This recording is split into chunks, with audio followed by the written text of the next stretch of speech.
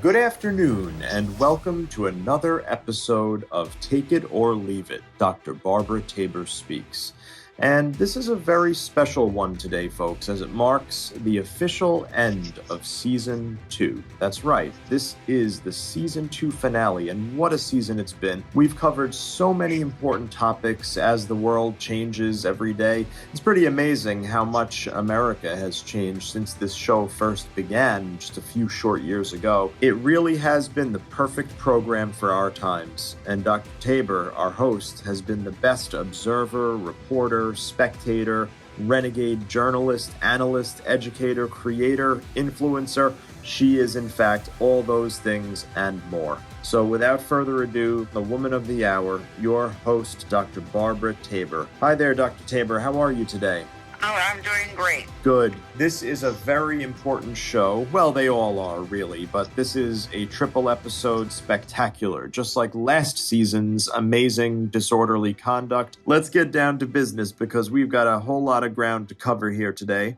It seems like Joe Biden is in trouble for more or less the same thing as Trump in terms of hanging on to classified documents. Now, some say Biden's error is worse than Trump's, others say the opposite. And now, classified documents have been found in the house belonging to former Vice President Mike Pence, of all people. So walk us through it and tell us what's similar and what's different.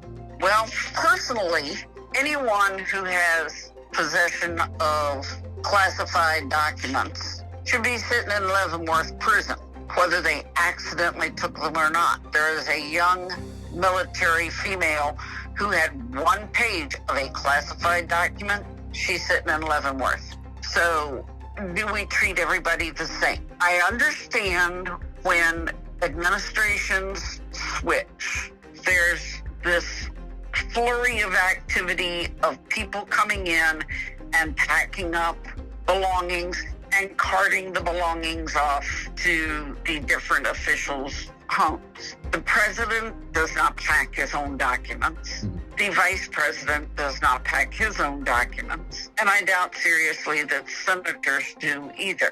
And then it begs the question, do we have people who knew they were classified documents and stuck them in there, or were they just mixed in with stacks of folders and papers and you just pick them up and throw them into a box? We don't know how that goes. However, it begs the question, how are these different? While they're similar, they all had classified documents.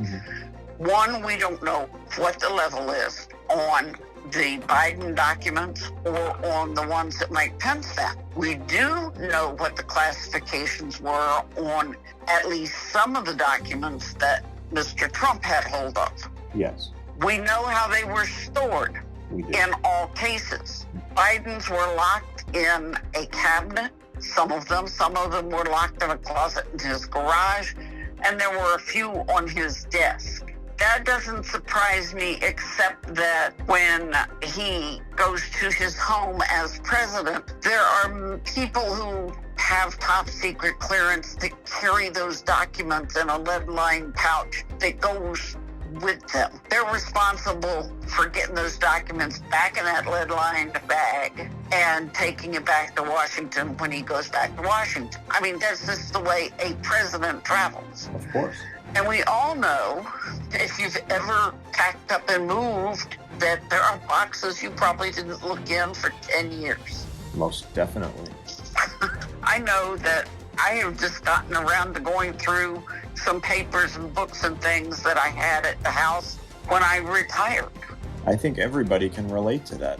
You move on to other things and stuff stays in boxes. Yeah. How do you store them?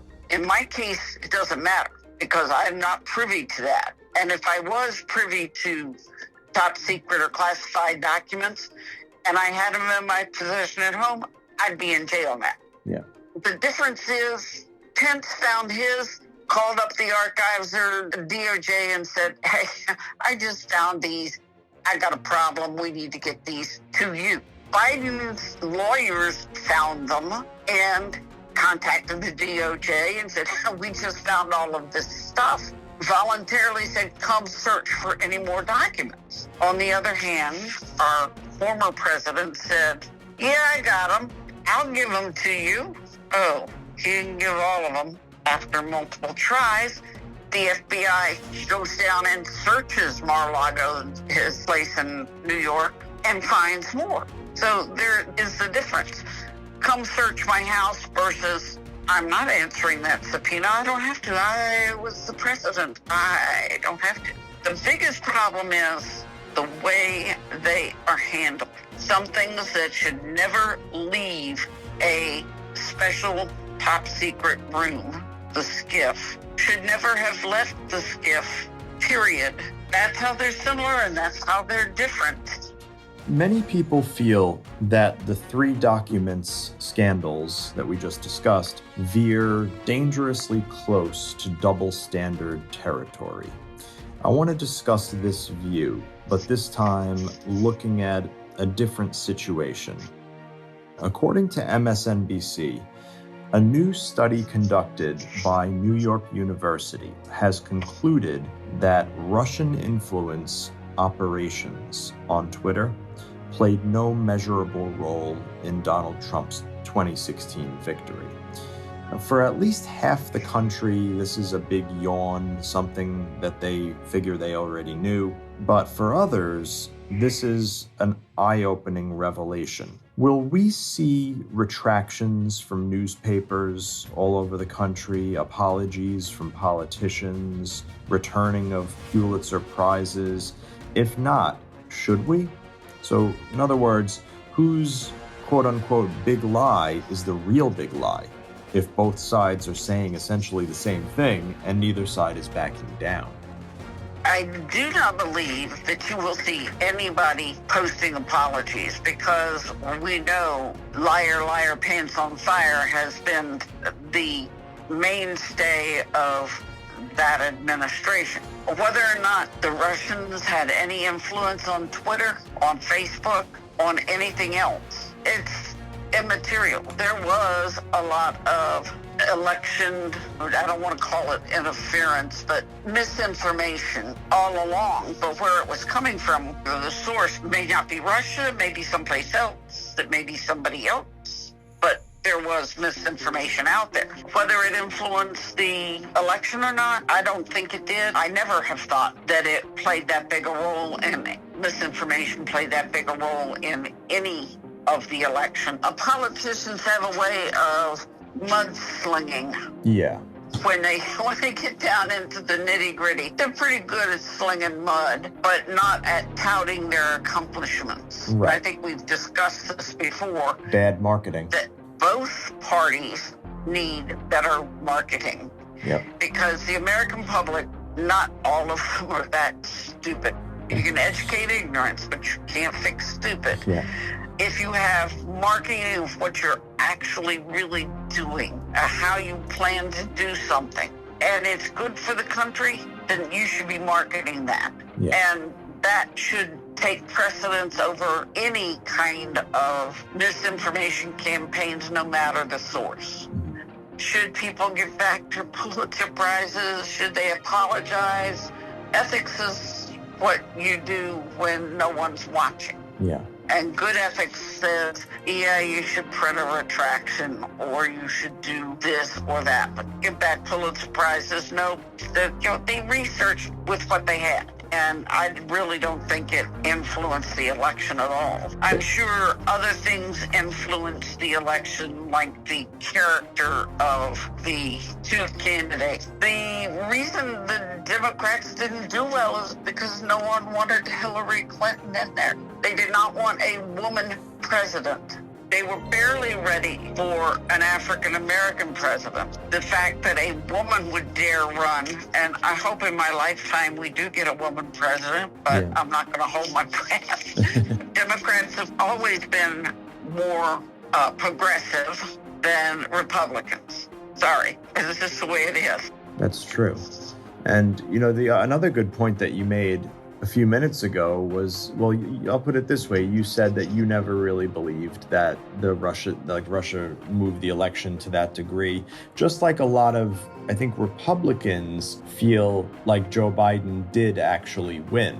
And because I think a lot of the time, the fringe, the extreme of both parties, it gets probably more airtime than it deserves. Absolutely. The mainstream public does not get the credit it's due in its thinking and in its dialogues with politics in mind.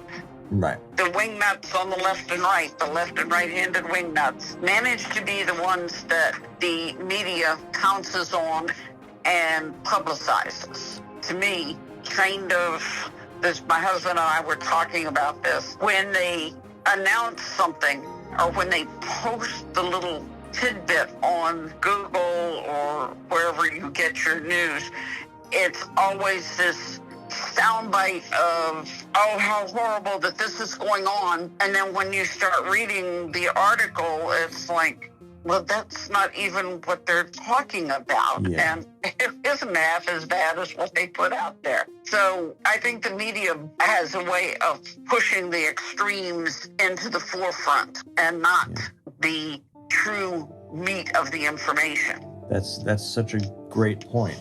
It's almost like the media is coming to grips with the possibility that they might not be the most influential entity anymore in the game as social media becomes more and more powerful.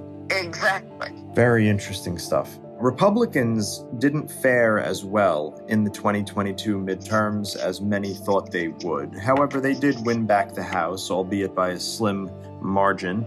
Now, Kevin McCarthy's speakership was tied up by his own party for a nearly unprecedented amount of time. Was this democracy in action, as some on the right would suggest, or was it just a sloppy GOP, or was it a bit of both?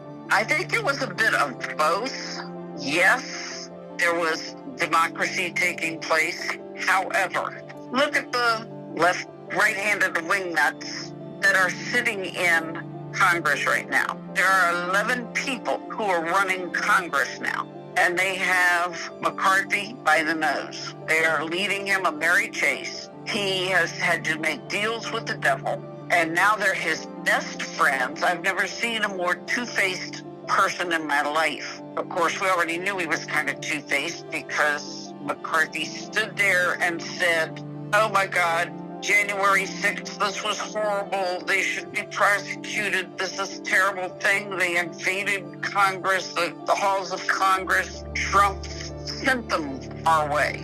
3 weeks later, he's like, oh, it was nothing. Yeah, right. The fact that he sold his soul to get the speakership, and we still don't know what he gave away to get the speakership. And we probably never will unless somebody spills the beans. We've got the consummate liar and con person from New York, Mr. Santos, Right. if that is his real name. We've got Marjorie Taylor Greene, who is just a nasty, nasty woman. We have Lauren Boebert, who maybe she got her GED, I don't know. She won by the slimmest of margins. Then you have Matt Gaetz, who's still under investigation in Florida. We have Gosar. We have just all of these 11 people that just really don't belong in Washington. You talk about creatures of the dark lagoon, the swamp. They didn't drain it. They made it worse. Right. They have wanted special things, and now they're in charge of committees. They're sitting on high-ranking committees. They are going to grind the wheels of government to a stop. They don't care what they do with the economy. Nothing. It's going to be their way or it's not going to happen. And the only hope we have is that there are some common sense Republicans, the moderates, who will help block this. The first thing they came up with was a flat tax, do away with the IRS and put a 30% tax on sales tax on everything you purchase. And who would that hurt? Every single person in the 90% of this country. Yeah. The working class people. the people at or below the poverty line. They want to make such strange changes to Social Security and Medicare that people are like, really? It's just unconscionable, some of the things that I have read that they've come up with, and they haven't denied it, which is a scary thing. And we've got 2 years of that. So the only thing we have in our favor is that anything that they do goes to the Senate, and the Senate is going to stop it. It's not going to go past the Senate on quite a few of those things, unless Joe Manchin wants to get in there and throw a wrench in the cogs there. He and Kristen Sinema. Yeah, that's her name. I was just going to ask you, isn't she an independent now? Did she leave the party? She is an independent, and she was elected as a Democrat.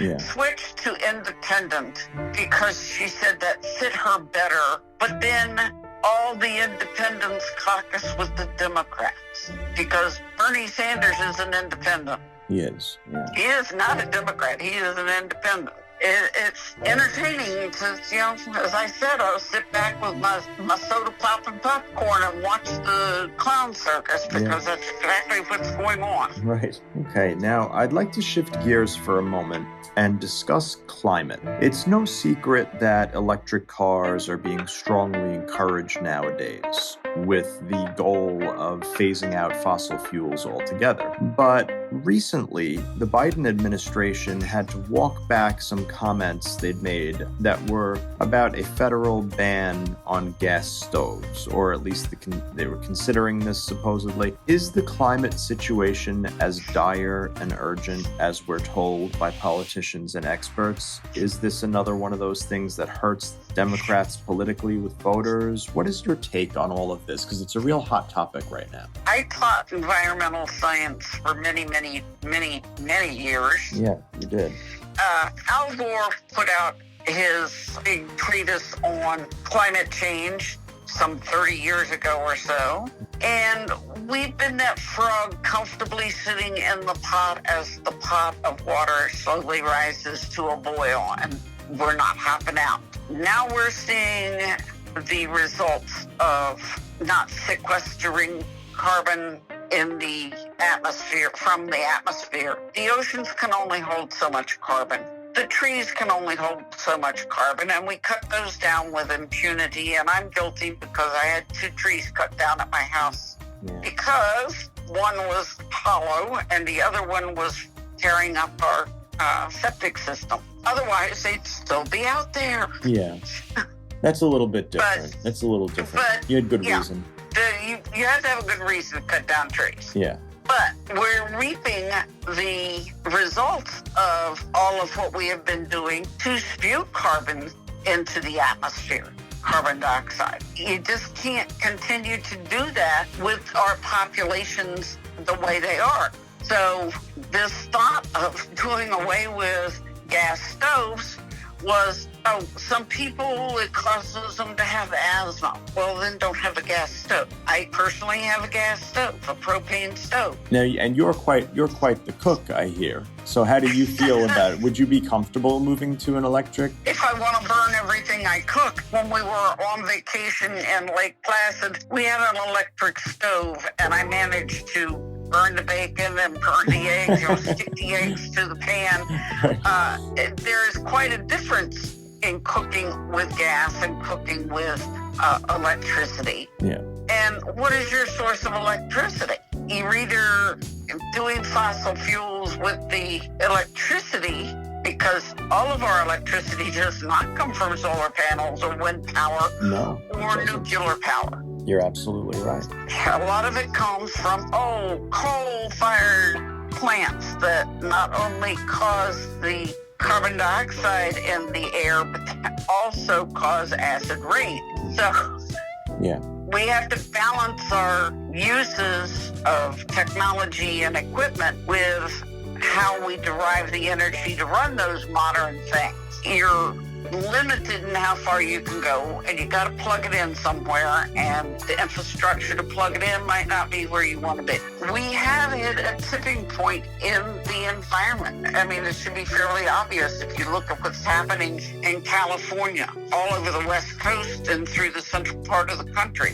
Our weather is just absolutely gone wild with rain and snow. There are places that have 15 feet of snow rarely have a foot. So we had record droughts in the summer, and now in the winter we're having snow and rain, an entire year's worth of rain in one day or in 24 hours. Yeah. Really?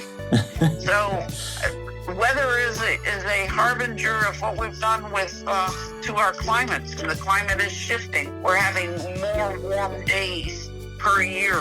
Yeah. As you go up the different latitudes, from the equator up to the poles, we're having warmer days. So, Yes. in the further north you go. So, yeah, we're at a tipping point. Yeah. Or past it. Very well said. In January 2023, the number of illegal migrants at the southern border hit a new high. Some say that Biden is working on it. Others say he's not working hard enough. What do you think? Biden is doing what he can, which isn't a lot. He's having to do executive order kind of stuff. Democrats are upset with him because he didn't push harder to get one of the rules, what is the Title 42. He didn't push to stop it once the court said, no, he can't stop it. Yeah. Biden going, well, this is what I'm doing. If you come here and from these countries where we are taking asylum seekers, if you come and you don't go through legal channels, then we're going to send you back and you won't be eligible. That's about as much as he can do. Now, you begs the question, all of these people are marching, walking, literally walking through Mexico. What's Mexico doing to stop them from crossing their border to the south? Good point. They're not. These people are coming all the way from Venezuela and Honduras and Ecuador, coming all the way up through Mexico to get to our southern border. Nobody's stopping them on their way. It's like, if we don't have the help of our neighbors, we got a problem. Our neighbors need to help us. They are doing what they can do. It's not enough, and we need help with that. What DeSantis and Abbott are doing is definitely wrong. Load them up on buses and airplanes and fly them to northern cities and dump them in the middle of the city. That is wrong. Then they can't handle more immigrants either. So what is the answer? The answer is the way it should be done, through the embassies. The other thing they're asking for now is for people to sponsor immigrants to come live with them.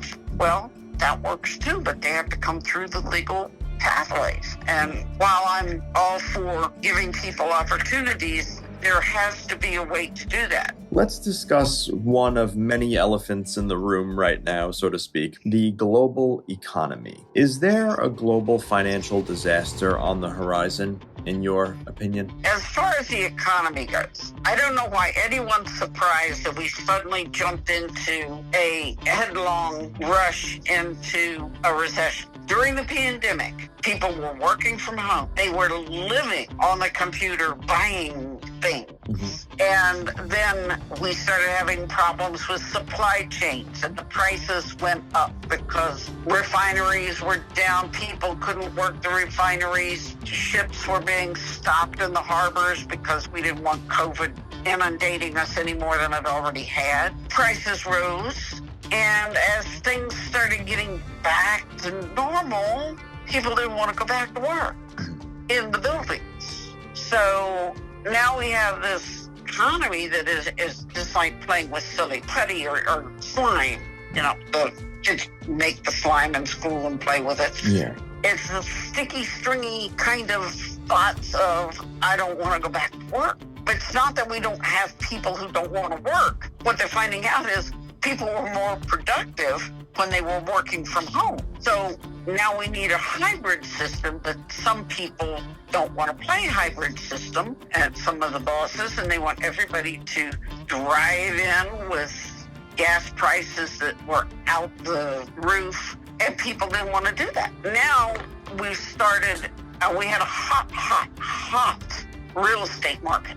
It was a seller's market, literally. People were selling houses, overpriced cars. They couldn't get the cars in because they couldn't get the parts. Most of the cars that we buy in this country are assembled in this country. Even Toyota, the only car that Toyota does not make in the United States, the only vehicle, is the Prius. Every other vehicle that's not a Prius, and the Prime is a Prius. Those cars are made in Maryville, Tennessee, and there's 2 or 3 other Toyota facilities across the country, but they couldn't get the parts. You can't get the stuff to make the batteries. So the prices were going up and up and up. Couldn't get the cars, couldn't get the parts, couldn't make the batteries. Those things are starting to come back, and we're starting to get cars, so the prices are starting to come down. It's not a bad economy.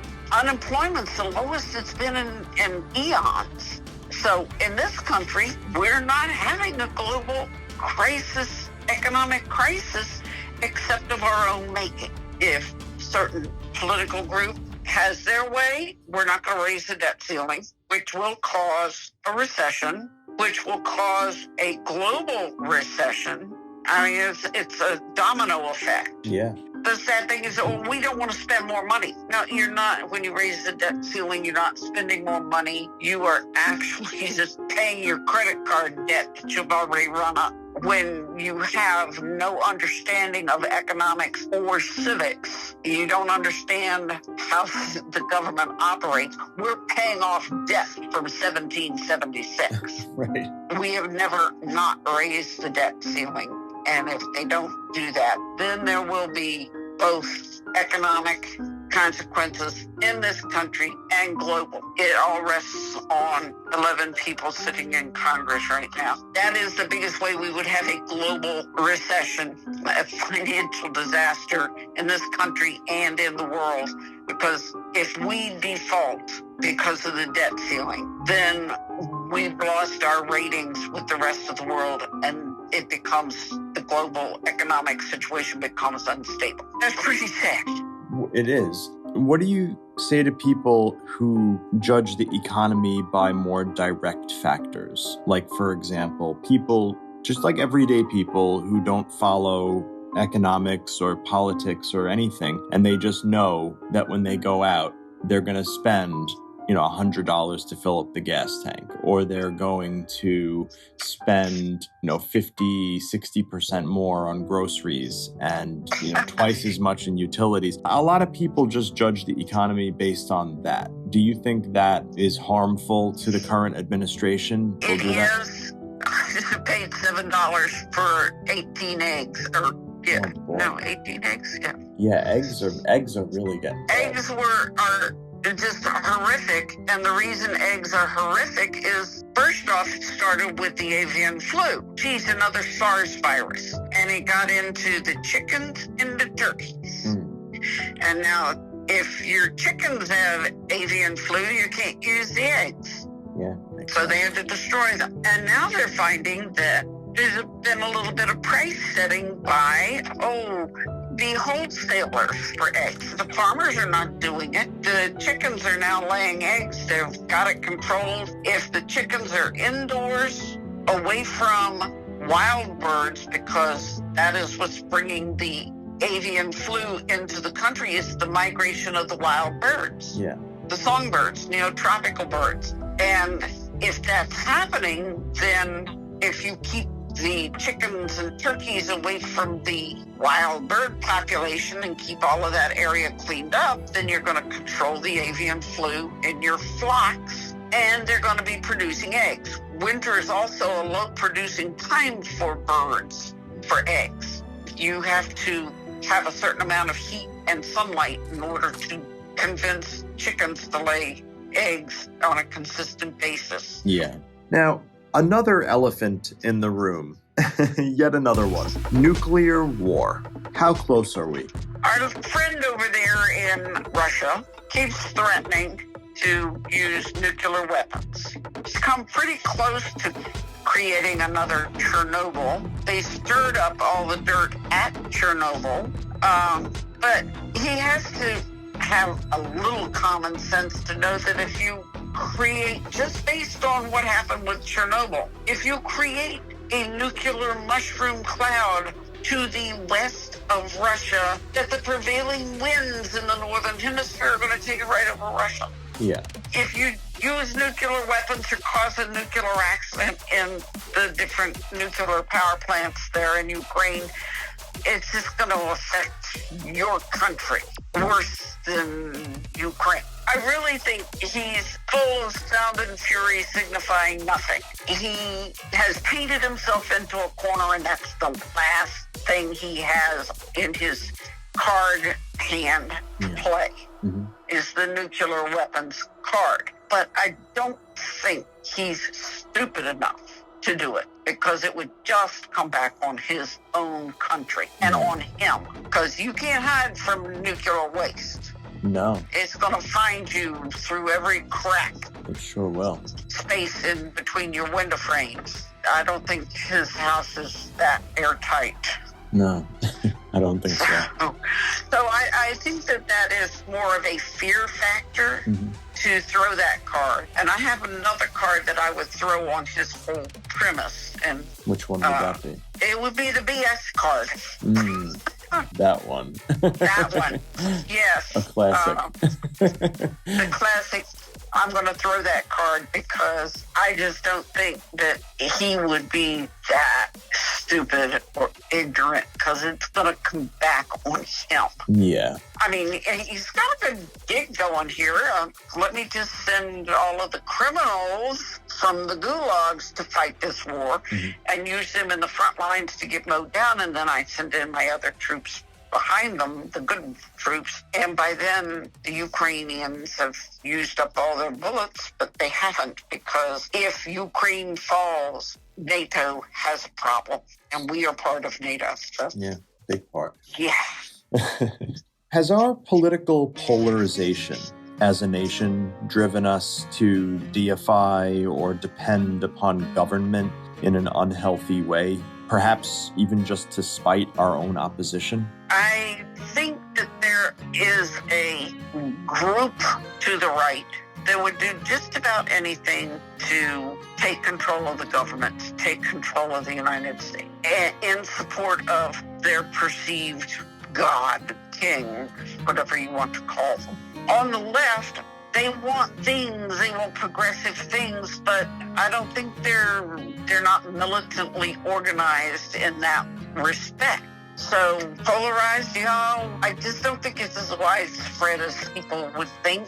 And as long as they don't have a loudmouth leader egging them on, they're finding out that what they did got them in trouble. How many people got pardons for seditious conspiracy?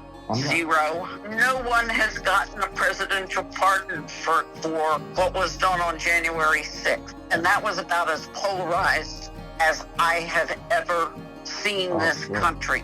I think a lot of that has gone back into the woodwork. What does bother me is the number of power stations that are being shot up. It's a criminal offense, and it was done in North Carolina during the cold snap.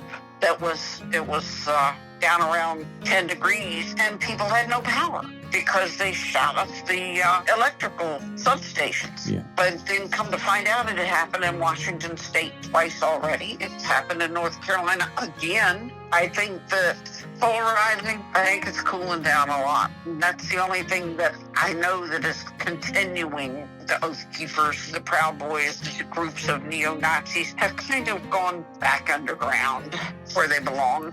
But they don't have a cheerleader. They don't have somebody to lead them and egg them on right now. And that person has lost quite a bit of influence and power. Things change so much that what's going to shape the next election, we can't even imagine right now. Could be anything. Not right now, but I know why the Republicans did not do so well in the midterms.